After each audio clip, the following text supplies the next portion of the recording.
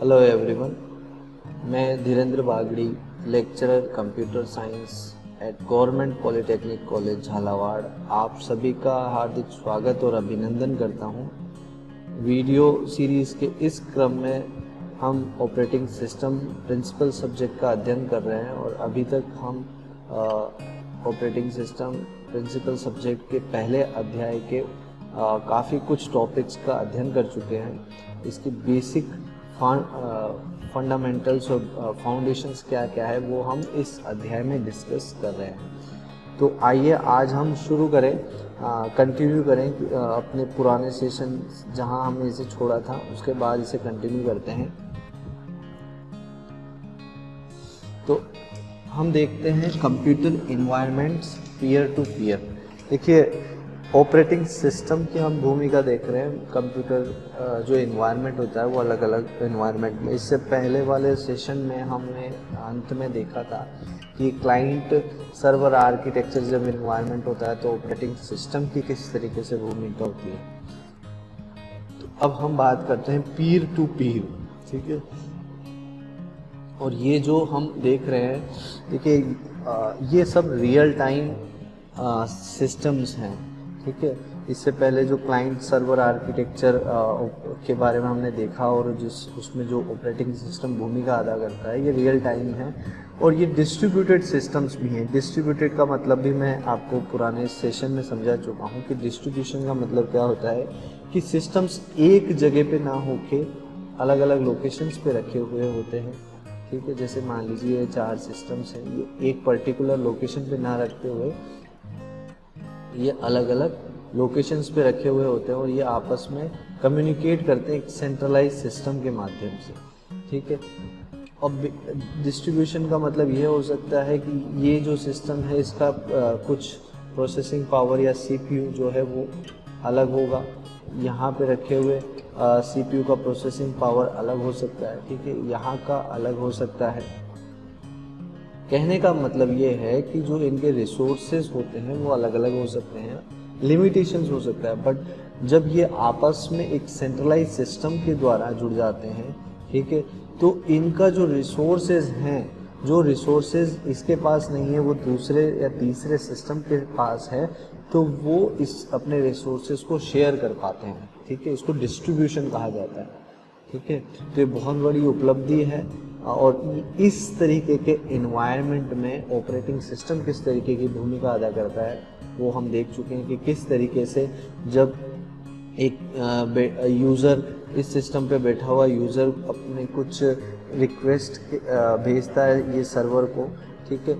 ये सब क्लाइंट्स होते हैं, हम बोल रहे हैं ये सब क्लाइंट हैं। C1 क्लाइंट, ये client 2, client 3 and this one is client 4, correct. So clients are here to access the service, but the services are not easily available at their own system. So what actually they do, they send request to the server process the request, servers identify where his or her service can be entertained. So the server is very intelligent system, ठीक है। Server बहुत intelligent system होता है, ये understand करता है आप client से आने वाली रिक्वेस्ट को, उसको किस तरीके के रिसोर्सेज और किस तरीके की प्रोसेसिंग करनी है वो आइडेंटिफाई करने के बाद उसकी रिक्वेस्ट को पर्टिकुलर सिस्टम पे सेंड करता है, वहाँ पे प्रोसेसिंग होती है और फिर वापस उसको रिटर्न जवाब मिलता है सर्वर को। सर्वर वही जवाब जिस क्लाइंट ने उसको रिक्वेस्ट भेजी होती है वहाँ तक उस जवाब को पहुँचाता है, ठीक है। Peer to peer does not distinguishes clients and server. देखिए, डिस्ट्रीब्यूटेड ये बिल्कुल जो हम बात कर रहे हैं यहाँ पे पीयर टू पीयर का मतलब हो गया यहाँ पे एक सर्वर का एनरोलमेंट नहीं है। यहाँ पे जो इंटेलिजेंट सिस्टम होता है, बेसिकली जो अपन क्लाइंट सर्वर की बात करते हैं इन्वायरमेंट में, हर क्लाइंट बेसिकली मान लीजिए क्लाइंट के पास रिसोर्सेज कम है या प्रोसेसिंग पावर नहीं है, डमी क्लाइंट हो सकता है, वो अपनी बात को, अपने टास्क को पूरा करने के लिए वो किसको कांटेक्ट करता है, वो सर्वर को कांटेक्ट करता है।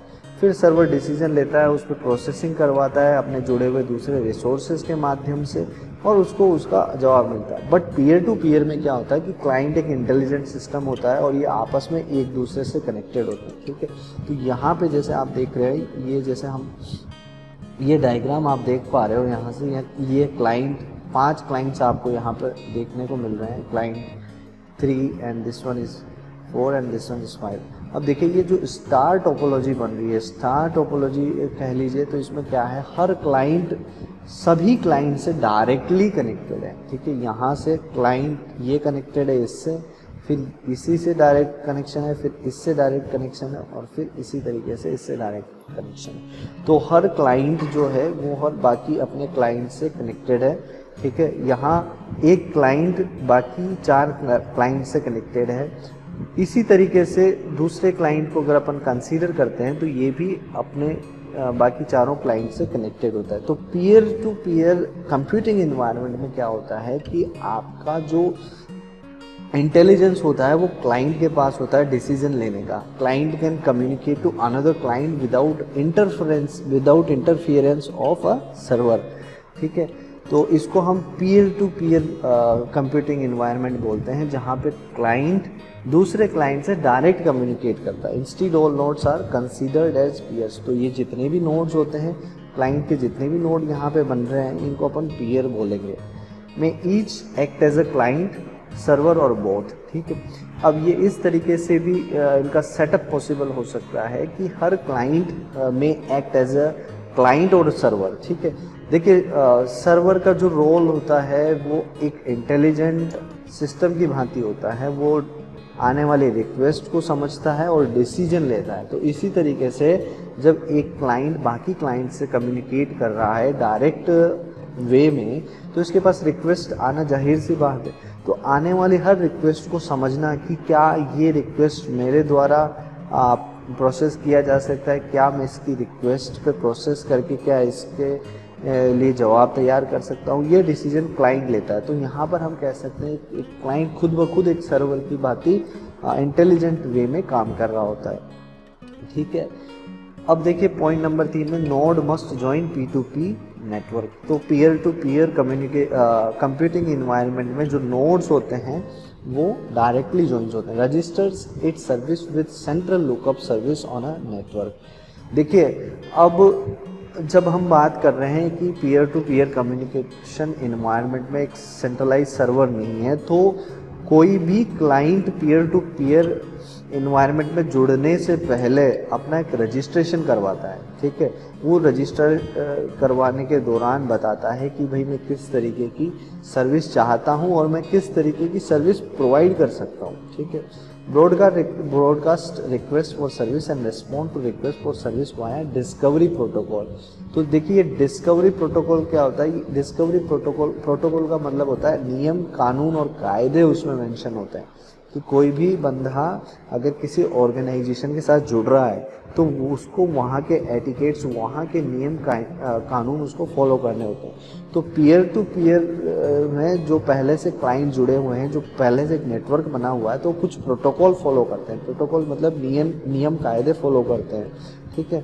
और जब कोई नया क्लाइंट जुड़ना चाहता है तो उसको भी वो नियम कायदे फॉलो करने होते हैं, ठीक है। तो ये जो प्रोटोकॉल होता है ये किसके अंडर आता है, डिस्कवरी प्रोटोकॉल में आता है, जिसमें वो क्या करता है, अगर उसे कोई सर्विस चाहिए होती है तो उस सर्विस को ब्रॉडकास्ट करता है, और उसके पास जब कोई रिक्वेस्ट आती है तो वो उस रिक्वेस्ट को रिस्पॉन्ड करता है कि भाई मैं आपकी रिक्वेस्ट को एंटरटेन कर पाऊँगा, तो वो उस पर प्रोसेसिंग करके उसका जवाब भेजता है। अगर नहीं कर पाऊँगा तो नो के रूप में उसका आंसर भेजता है, ठीक है। Example include Napster and Gnutella, ठीक है। Voice over IP such as Skype. देखिए ये स्काइपी जो है इस पे आपने खूब काम किया होगा। यहाँ पे बहुत सारे एक या एक से ज़्यादा क्लाइंट्स एक दूसरे से डायरेक्टली कम्युनिकेट कर सकते हैं, ठीक है। आज के टाइम पे बहुत सारे ऐसे कॉन्फ्रेंसिंग कॉल्स हम करते हैं, हम जूम का यूज़ भी करते हैं, ठीक है। तो जब जूम में क्या होता है कि एक पर्टिकुलर जो क्लाइंट होता है that can be a host that can make everyone as a host, ठीक है। तो एक क्लाइंट होस्ट बन सकता है वो सभी को भी होस्ट बना सकता है और उसमें सभी को राइट्स प्रोवाइड कर सकता है इंटरेक्ट करने का, ठीक है। Interaction can be in terms of sharing audio video और sharing up your PC screen, okay. So that can go like this. So इसको हम बोलते हैं peer to peer computing environment. Computing environment virtualization. देखिए वर्चुअलाइजेशन का क्या मतलब है, ऐसा एनवायरनमेंट जहाँ पे वर्चुअलाइजेशन हो रहा है वहाँ पे ऑपरेटिंग सिस्टम की कैसी भूमिका होगी वो अपन देखते हैं। अब ये वर्चुअलाइजेशन जो वर्ड है ये किससे बन रहा है, वर्चुअल से। अब वर्चुअल का जो मतलब होता है, वर्चुअल का मतलब होता है जो एक्चुअल में एग्जिस्ट नहीं करता है बट उसको हम कंसीडर करते हैं, ठीक है। बहुत इंपॉर्टेंट कॉन्सेप्ट है ये ऑपरेटिंग सिस्टम का, ठीक है। तो मेमोरी मैनेजमेंट में वर्चुअलाइजेशन कॉन्सेप्ट इम्प्लीमेंट होता है। आने वाले अपने सेशंस में हम अध्ययन करेंगे कि किस तरीके से वर्चुअल मेमोरी कॉन्सेप्ट लगता है, ठीक है। वर्चुअलाइजेशन ये आपको फील करवाता है कि आपके पास वो चीज़ पर्सनली ना होते हुए भी आपको ऐसा फील होता है कि वो आपके पास है, तो this is called as virtualization, ठीक है। Allows operating systems to run application within other OSES operating systems vast and growing industry, ठीक है। तो ये वर्चुअलाइजेशन का यही मतलब है। देखिए वर्चुअलाइजेशन का ये मतलब हम बोल सकते हैं कि जैसे आप एक सिस्टम अपना एक्वायर करके बैठे हो, ठीक है। ये आपका एक सिस्टम है जिसका लिमिटेड CPU है, जिसका एक पर्टिकुलर रैम है, ठीक है, जिसके पर्टिकुलर रिसोर्सेज हैं। अब ये सब क्या है, ये सब लिमिटेड है। लिमिटेड है मतलब ये एक पर्टिकुलर कैपेसिटी का काम करने के लिए सक्षम है, किंतु अगर इसको हम किसी नेटवर्क से जोड़ देते हैं, ठीक है, किसी नेटवर्क से जोड़ देते हैं, इसी तरीके से अपन बोले यहाँ पे दूसरे और सिस्टम्स रखे हुए हैं, वो भी इस तरीके से अगर जुड़ जाते हैं, ठीक है, और वो अपने जो रिसोर्सेस हैं उसको शेयर कर रहे हैं, ठीक है, तो क्या होता है आपका प्रोसेसिंग जो पावर होता है वो लिमिटेड होने के बावजूद भी वो आपको ऐसा फील करवाता है कि ये प्रोसेसर आपके पास मौजूद है। तो इसको हम बोल रहे हैं वर्चुअलाइजेशन। तो आज के टाइम में जितने भी सिस्टम्स हैं, हम कुछ जो भी नेटवर्किंग पे काम होता है वो सब वर्चुअलाइजेशन के कॉन्सेप्ट पे होता है, ठीक है। इमुलेशंस used when source CPU type different from target type. Generally it is the slowest method when computer language not compiled to a native code interpretation, ठीक है। Virtualization operating system compiled for CPU running guest OCs also natively compiled. Consider VMware running Windows XP guest, each running applications all of native Windows XP host operating system। देखिए virtualization का जो है concept वो अलग अलग जगह पे अलग अलग दृष्टि से समझा जा सकता है। अभी जैसे मैंने आपको एग्जांपल दिया कि एक सिस्टम है जिसके लिमिटेड रिसोर्सेज हैं, but as soon as it will get connected to the distributed system environment जहाँ पे resources are very easily shareable, so उसके पास लिमिटेड रिसोर्सेज होने के बावजूद भी डिस्ट्रीब्यूटेड शेयर्ड नेटवर्क से कनेक्टेड होने के कारण वो दूसरे रिसोर्सेज को एक्सेस कर सकता है। मतलब वो रिसोर्सेज ना होने के बावजूद भी उसके पास वो रिसोर्सेज हैं, तो इसे वर्चुअलाइजेशन कॉन्सेप्ट बोलते हैं। ठीक यही वर्चुअलाइजेशन कॉन्सेप्ट जब अपन मेमोरी मैनेजमेंट पढ़ेंगे वहाँ पे कैसा आपको कैसे देखने को मिलता है कि आपके पास लिमिटेड मेमोरी है, ठीक है, बट लिमिटेड मेमोरी में लिमिटेड अमाउंट ऑफ प्रोसेसेस या प्रोग्राम लोड हो सकते हैं, ठीक है। तो ये वर्चुअलाइजेशन का कॉन्सेप्ट वहाँ पे जब इम्प्लीमेंट होता है तो वो सिस्टम को इस तरीके की फील करवाता है कि आपके पास मेमोरी की जो साइज़ एक्चुअल साइज़ है उससे ज़्यादा है और आप जो लिमिटेड साइज से भी ज़्यादा प्रोग्राम इसमें स्टोर कर सकते हैं या ज़्यादा प्रोसेसेस आप रन कर सकते हैं, ठीक है। तो ये कॉन्सेप्ट वर्चुअलाइजेशन का मेमोरी मैनेजमेंट में इस तरीके से देखा जाता है। और अगर अपन इसकी बात करें एक रनिंग सॉफ्टवेयर से, जैसे मान लीजिए आप ऑपरेटिंग सिस्टम विंडोज़ पर काम कर रहे हैं, विंडोज़ ऑपरेटिंग सिस्टम पर आप यदि काम कर रहे हो, ठीक है, और यदि आपको दूसरा ऑपरेटिंग सिस्टम रन करना है, जैसे बहुत सारे आजकल सॉफ्टवेयर टूल्स हैं जिसको हम बोलते हैं वर्चुअल मशीन मैनेजर, VMM बोलते हैं, ठीक है, वर्चुअल टूल बॉक्स करके आते हैं। तो बेसिकली इनका हेल्प से क्या होता है कि जो operating system, host operating system है, जिस पे एक्चुअल में आपने इस टूल को इंस्टॉल किया है और उस टूल पे आप एक दूसरा ऑपरेटिंग सिस्टम रन करवा सकते हो, ठीक है। तो बेसिकली क्या है कि एक होस्ट ऑपरेटिंग सिस्टम पे दूसरे ऑपरेटिंग सिस्टम को रन करवाना, इसको भी हम बोलते हैं वर्चुअलाइजेशन, ठीक है। तो साइमल्टेनियसली आपका रिसोर्सेज है अवेलेबल, बट वही रिसोर्सेज आप शेयर कर पा रहे हो दूसरे ऑपरेटिंग सिस्टम के सामने, तो इसको अपन बोलते हैं virtualization. So this is very important, ठीक है। Use cases involve laptops and desktops running multiple operating systems for explorations और कॉम्पैटिबिलिटी, ठीक है।